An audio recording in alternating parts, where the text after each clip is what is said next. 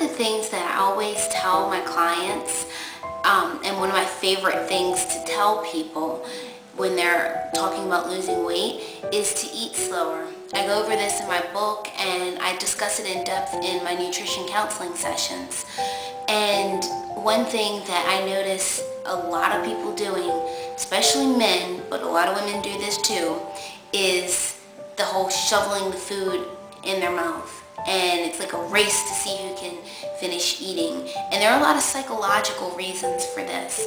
And there are a lot of non-psychological reasons for this.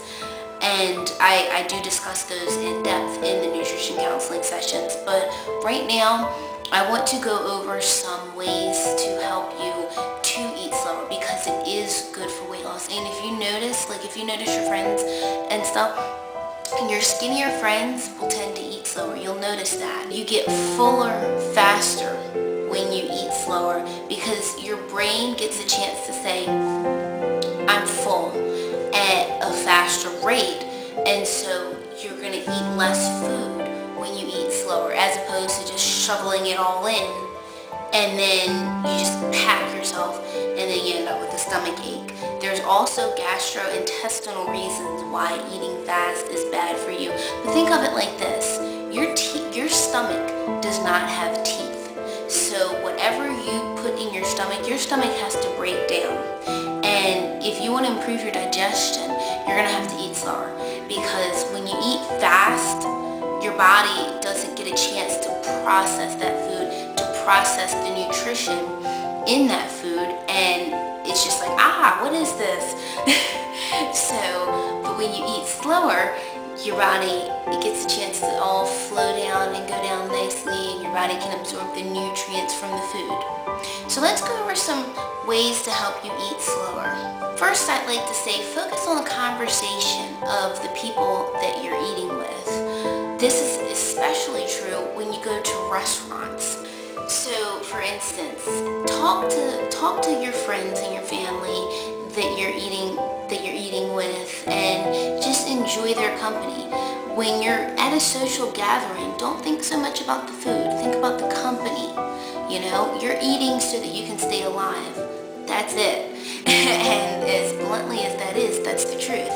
So think about it as you're eating so that you can stay alive, so that you can enjoy the company of the people that you're with. Use smaller dishes and smaller utensils.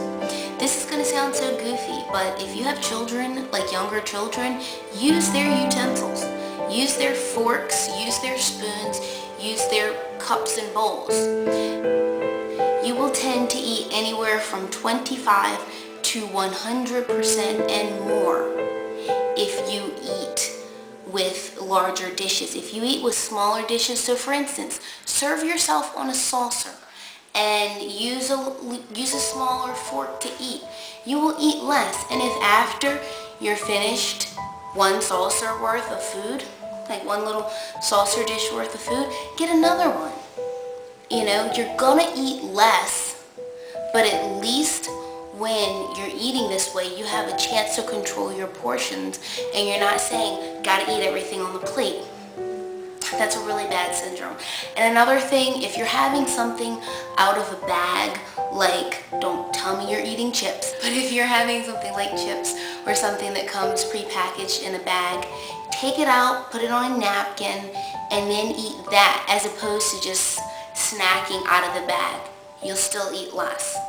Another thing that I like to tell people is to have a salad before each meal. This is good for so many reasons.